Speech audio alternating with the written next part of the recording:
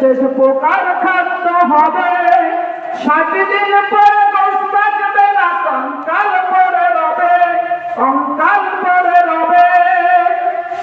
17 দিন পরে পেট ফেটে শেষ প্রকার খাদ্য হবে। 60 দিন পরে গোশ থাকবে না, কঙ্কাল পরে রবে। 90 দিনে হাড়গুলি সব, 90 দিনে হাড়গুলি সব আলাদা হয়ে রয় কবর। জায়গা ভালো নয় কবর, জায়গা ভালো নয়। আমল দিয়ে কবর গৃহ সাজিয়ে নিতে হয়, আমল দিয়ে কবর গৃহ সাজিয়ে নিতে হয়। 6 দিন পরে নখ খসে যাবে, 9 দিন পরে চুল। কবর গাহের সালাম দিতে কইল না কেউ ভুল। কবর জায়গা ভালো নয় কবর, জায়গা ভালো নয়। আমল দিয়ে কবর গৃহ সাজিয়ে নিতে হয়, আমল দিয়ে কবর গৃহ সাজিয়ে নিতে হয়। দেহের চেয়ে অহংকার লোভ লালসার পাহাড়, হিংসায় জেলে বিবেক হলো নফসের কালো আহার, নফসের কালো আহার। দেহের চেয়ে অহংকার লোভ লালসার পাহাড়, হিংসায় জেলে বিবেক হলো নফসের কালো আহার। হারুন কামান সব হারিয়ে, হারুন কামান সব হারিয়ে পরিণতি পরিচয় কবর। জায়গা ভালো নয় কবর, জায়গা ভালো নয়।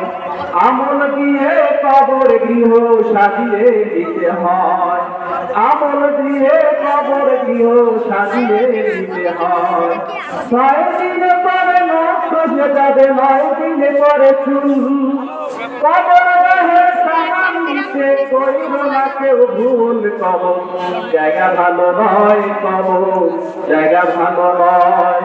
আমল দিয়ে কবর গৃহ সাজিয়ে দিতে হয়, আমল দিয়ে কবর গৃহ সাজিয়ে দিতে হয়। সালাম আলাইকুম। সম্মানিত উপস্থিতি, আমাদের মাঝে কার্যক্রম ইনশাআল্লাহ এখন থেকে শুরু হয়ে গেল। এই পর্যায়ে আপনাদের সামনে কোরআন ও হাদিস থেকে গুরুত্বপূর্ণ নসিহত পেশ করবেন অত্র এলাকার সুনামধন্য হাফেজ মাওলানা সাদিকুল ইসলাম সাহেব।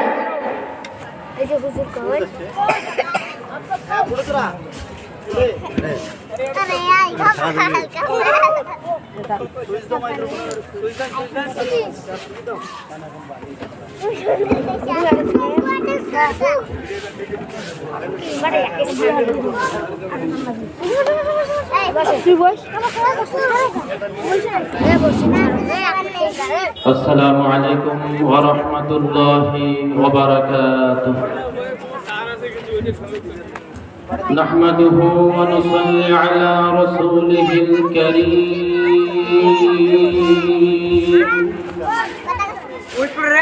أما بعد فأعوذ بالله من الشيطان الرجيم.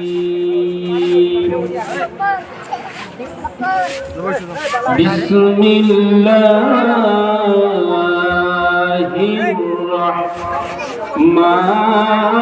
الرحمن الرحيم.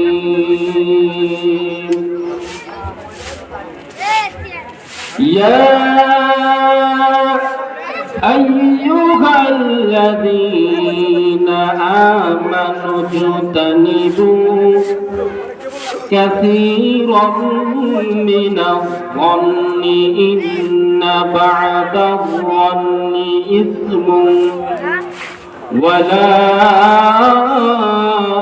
تجسسوا ولا يغتب بعضكم بعضا أيحب أحدكم أن يأكل لحم أخيه ميتا فكرهتموه إلى آخر الآية. وقال النبي صلى الله عليه وسلم من صام نجا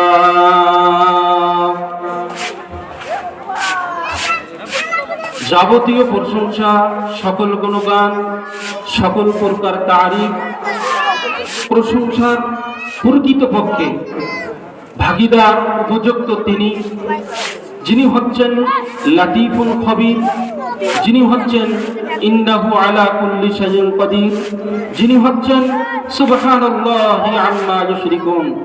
আমরা সেই মহান মনিবের দরবারে আনন্দ চিত্তে হৃদয়ের সকল ভালোবাসাকে উজাড় করে দিয়ে আমরা সকলেই দিল মন খুলে পড়ছি আলহামদুলিল্লাহ। অগণিত দুরূদ ও সালাম বর্ষিত হোক সরকারে কায়নাত, তাজদারে মদিনা, নবী মাক্কি, নবী মাদানী, মা আমেনার নয়নমণি জনাবে মুহাম্মদুর রাসূলুল্লাহ সাল্লাল্লাহু আলাইহি ওয়াসাল্লামের উপরে শান্তি বর্ষিত, দরুদ বর্ষিত হোক। আমরা সকলে দরুদ পড়ছি সাল্লাল্লাহু আলাইহি ওয়াসাল্লাম। সম্মানিত উপস্থিতি, সময় খুব স্বল্প। এই স্বল্প সময়ের মধ্যে কোন রকম গোছানো আলোচনা করা সম্ভব হবে না। তবে আমি আপনাদের সম্মুখে যে আয়াতে কারিমা তেলাওয়াত করেছি সেই আয়াতে কারিমা সম্পর্কে কিছু আলোচনা করব। ওমা তাওফীকি ইল্লা বিল্লাহ, আল্লাহ যদি আমাকে তৌফিক দান করে। সম্মানিত উপস্থিতি, মনে করুন আপনাদের মসজিদের ইমাম সাহেব বলতেছে যে ভাই ওই জায়গা থেকে তুমি বাঁচো, বা আপনার এলাকার ভাই বেরাদাররা বলতেছে ভাই তুমি ওই জায়গা থেকে বাঁচো, বা আমাদের এলাকার অন্য কোন মেম্বার চেয়ারম্যান বলতেছে ভাই ওই জায়গা থেকে বাঁচো। আমরা বাঁচলেও বাঁচতে পারি, না বাঁচলেও না বাঁচতে পারি, তাতে আমাদের কোনো গুনাহ হবে না। আর আল্লাহ সুবহানাহু ওয়া তাআলা যদি বলেন হে ঈমানদারগণ তোমাদেরকে বাঁচতেই হবে, বলেন বাঁচতে হবে কি হবে না? অবশ্যই বাঁচতে হবে। এখানে জীবের একটা চাবি আছে। যে কোনো ঘরের যেমন একটা চাবি থাকে, ঘরের মধ্যে বিভিন্ন রকমের মালামাল থাকে, ওই চাবি যদি চোর পেয়ে যায় তাহলে ঘরের মালামাল যা আছে লুট করে নিয়ে যাবে। কথা বলেন ঠিক কিনা? আর আল্লাহ সুবহানাহু ওয়া তাআলা এখানে যে চাবির কথা বলতেছেন, এই চাবি যদি আপনার আমার খুলে যায় তাহলে কিন্তু আপনার আমার ঈমান, আমল, ইবাদত, বন্দেগী যা আছে সব লুট হয়ে যাবে। এজন্য আমার আল্লাহ সুবহানাহু ওয়া তাআলা ঈমানদার বান্দাকে বলতেছেন ইয়া আইয়ুহাল্লাযীনা আমানু তানিবু। আল্লাহ তাআলা বলতেছেন ও আমার ঈমানদারগণ আমি তোমাদেরকে বলতেছি এই যে তানিব, তোমরা বেঁচে থাকো। কে বলতেছে? আল্লাহ বলতেছে। এখন কোথা থেকে বাঁচবো? কাসীরাম মিনাজ-যন্নি, কাসীরাম মিনাল-যন্নি। আল্লাহ তাআলা বলতেছেন তোমরা ধারণা থেকে বেঁচে থাকো। কোথা থেকে? ধারণা থেকে তোমরা বেঁচে থাকো, অনুমান থেকে তোমরা বেঁচে থাকো। ইন্না বা'দায-যন্নি ইসমু, ইন্না বা'দায-যন্নি ইসমু। আল্লাহ সুবহানাহু ওয়া তাআলা বলতেছেন হে ঈমানদারগণ আমি তোমাদেরকে বলতেছি তোমরা ধারণা থেকে বেঁচে থাকো। কাসীরাম মিনাজ-যন্নি, এমন কিছু ধারণা আছে যেগুলো হচ্ছে কাবীরা গুনাহ, যে ধারণাগুলো আমাদেরকে জাহান্নামে যাওয়ার জন্য যথেষ্ট হয়ে যাবে। সম্মানিত উপস্থিতি, ধারণাটা কি জিনিস? মনে করুন গভীর রাত্রে আমি তাহাজ্জুদের সালাত আদায় করার জন্য উঠেছি, গায়ের মসজিদে যাব, কিন্তু রাত বাজে 3টা। ওই গভীর রাত্রে আমরা দেখতেছি একটা যুবক আর একজন যুবতী গভীর রাত্রে তারা ওই ঘাড়ের মধ্যে এরকম করে হাত দিয়ে তারা যাচ্ছে। কে জোরে বলেন? যুবক আর যুবতী। আমি তাহাজ্জুদের সালাত আদায় করব রে মুসলমান, এমন সময় আমি ধারণা করে বসলাম, আরে আজকাল কি যুগ নষ্ট হয়ে গেছে, সমাজ নষ্ট হয়ে গেছে। তাহাজ্জুদের নামাজ পড়লাম, মুয়াজ্জিন সাহেব আযান দিল, ফজরের সালাত জামাতের সহিত আদায় করে মুসল্লিদেরকে নিয়ে বৈঠক করতেছে আর বলতেছে, আজকে ভাই আজকে এরকম একটা বিশাল খবর। কি খবর ভাই? এই যে আমাদের এলাকায় এরকম গভীর রাত্রে আমি দেখেছি। কিন্তু সম্মানিত উপস্থিতি, ওই তাহাজ্জুদ পড়নেওয়ালা, ওই 5 ওয়াক্ত নামাজ পড়নেওয়ালা ধারণা করে বসেছে, আবার এই ধারণাটাকে পুরো এলাকায় ছড়িয়ে দিয়েছে। এখন কিছুক্ষণ পরে খবর আসলো যে অমুক এলাকার তার নিজের আপন ভাই আর আপন বোনের রাত্রে পেটের ব্যথা হয়েছিল প্রচন্ড ধরনের, এই জন্য ভাই তাকে নিয়ে মেডিকেলে নিয়ে যাচ্ছে। কিন্তু তুমি নামাজি ধারণা করলে, এই ধারণাটা করা ভুল হয়েছে কি হয় নাই? হয়েছে, হয়েছে। এখন এই ধারণাটা এমন ধারণা যে আপনি আমি ভুল করে বসেছি, ধারণা করে বসেছি, খারাপ ধারণা করে বসেছি। কথা বলেন ঠিক কিনা?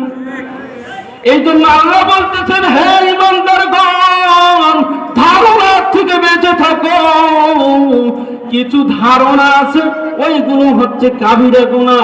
আপনি যে ধারণাটা করেছেন, এই ধারণাটা কাবিরা গুনাহ কিনা? কাবিরা গুনাহ। এই ধারণাটা কি ভাই? কাবিরা গুনাহ।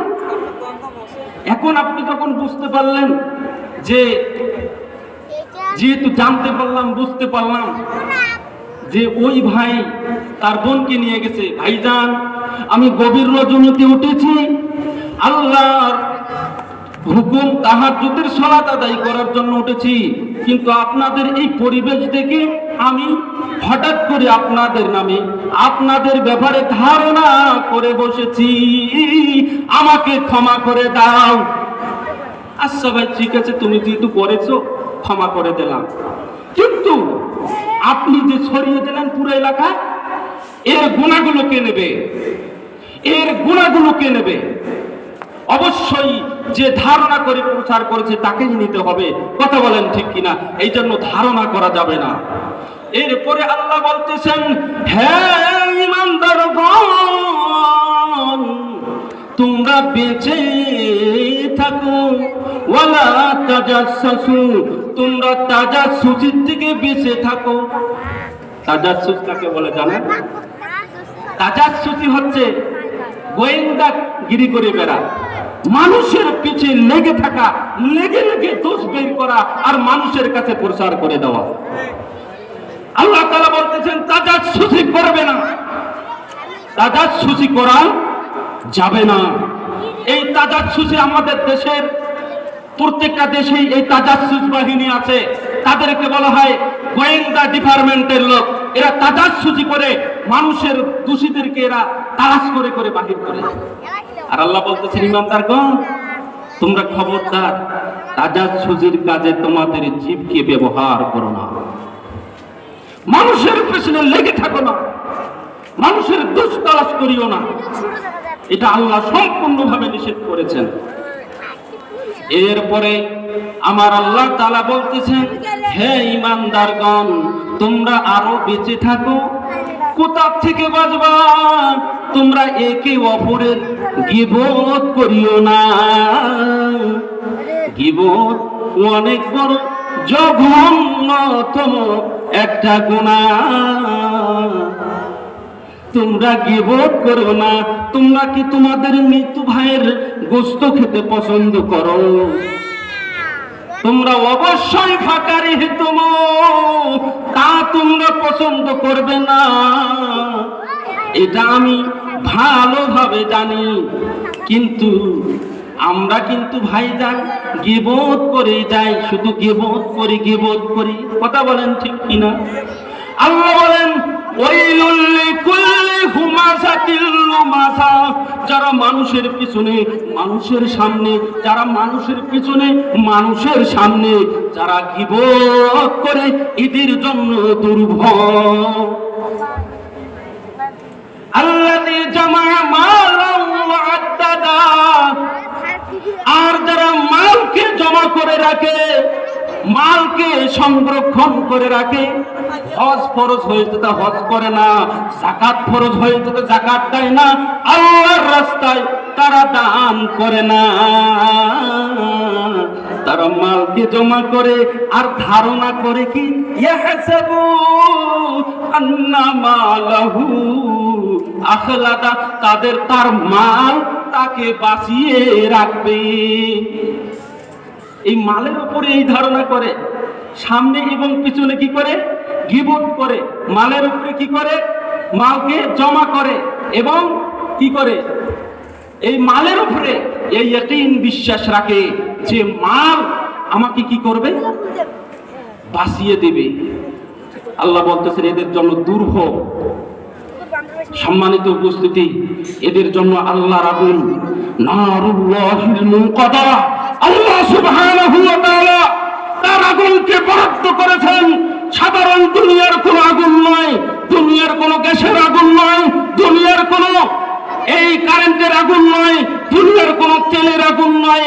এই আগুন অত্যন্ত ভয়াবহ একটি আগুন, নারুল্লাহ, এটা হচ্ছে আল্লাহর আগুন। আর আগুন যারা বলেন এই আল্লাহর আগুন এদেরকে ধরবে যারা এই চার কাজ করবে, গীবত করবে, মানুষকে সামনে পেলে অপমান করবে, এবং 3 নম্বর মালকে জমা করবে। আর যারা কি করবে, মালের উপরে এই ইয়াকিন রাখবে যে মাল তাকে বাঁচিয়ে দেবে। তো সম্মানিত উপস্থিতি, যেহেতু এই সময় সংকীর্ণতার কারণে বহু আশা ছিল যে আপনাদেরকে নিয়ে মাগরিবের পর থেকে নিয়ে ঈশা পর্যন্ত আমি একটু বলবো, অনেক বড় আশা করেছিলাম। যেহেতু আরেকজন ভাই এখানে এসেছেন, এই জন্য আমার কথাটা আমি না বাড়িয়ে আমি আপনাদের উদাত্ত আহ্বান করব। আল্লাহ সুবহানাহু ওয়া তাআলা যে কথা বলেছেন, এই 3 কাজ থেকে আমরা কি করব, বেঁচে থাকবো। এই সবক আপনাদেরকে দিয়ে আমি এখানেই আমার বক্তব্য শেষ করছি।